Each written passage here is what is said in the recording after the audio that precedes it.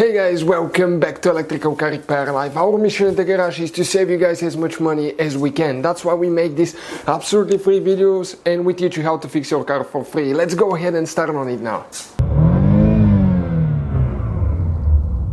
In today's video guys, we're going to be working here on a Ford Focus generation MK3. This one will be third generation from 2012 to 2017-18. And if you're trying to locate the fuse for the AC clutch, for the compressor clutch, we'll show you guys where to find that thing. Also, it has one fuse and one relay, so you need to check both of them. We'll have a special video for the relay, but most of the times it will be a bad fuse. Now, in addition, we'll have more than 200 videos on this car, so please guys subscribe to the channel for more videos. If you need help with anything, drop a comment below the video and we'll try our best to make a video for your problem. So we need to go ahead, open the hood now, and we need to locate the fuse box under the hood on the right side here. And this is the cover that we'll need to go ahead and remove. Okay. So here there is a thing that you press down and you pull the cover up.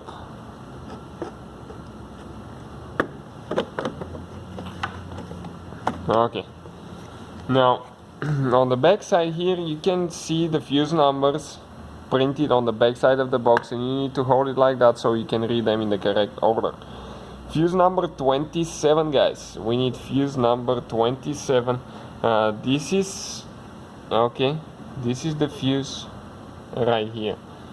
This is fuse number 27. This is for the AC clutch, for AC compressor clutch. So we're going to pull our fuse remover from the cap.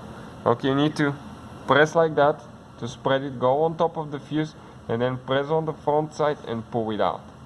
So fuse number 27, okay, like that, you can see came out. Now you can say that this fuse is not burned. If it's burned, in most cases you're going to see the element here inside usually. Okay, it will be missing a chunk, it will be blown, it will be brown. This one is fine, but I would recommend to get a voltmeter and test it, because sometimes it's not so obvious. Okay, and you can make a mistake and start spending quite a bit of money when you don't need to on new clutch or new compressor. So we're going to set it to continuity. It's like touching the two LEDs together, it will make communication. So you say that you have communication. And if that fuse is good, it's going to go to 0. Okay, all the tools and parts that we use will be listed in the description of the video below. Check it out, our fuse is good. So this is guys the fuse.